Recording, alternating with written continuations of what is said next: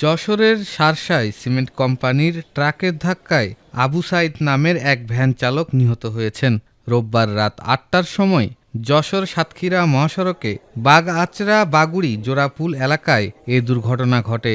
নিহত আবু সাইদ শার্শা উপজেলার পূর্ব কোটা গ্রামের তাহাজ্জত হোসেনের ছেলে।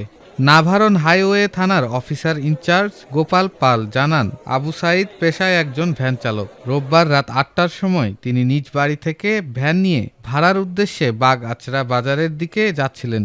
পথিমধ্যে বাগআঁচড়া বাগুড়ি জোড়াপুল এলাকায় পৌঁছালে পিছন দিক থেকে আসা আকিজ সিমেন্ট কোম্পানির একটি ট্রাক তার ভ্যানটিকে সজোরে ধাক্কা দেয়। এতে তিনি ভ্যান থেকে ছিটকে পড়ে গুরুতর আহত হন। স্থানীয়রা তাকে দ্রুত উদ্ধার করে নিকটস্থ একটি ক্লিনিকে নিয়ে গেলে কর্তব্যরত চিকিৎসক তাকে মৃত ঘোষণা করেন। নাভারন হাইওয়ে থানা ও বাগআঁচড়া পুলিশ ফাঁড়ির সদস্যরা দ্রুত ঘটনাস্থলে পৌঁছে মরদেহ উদ্ধার করেন।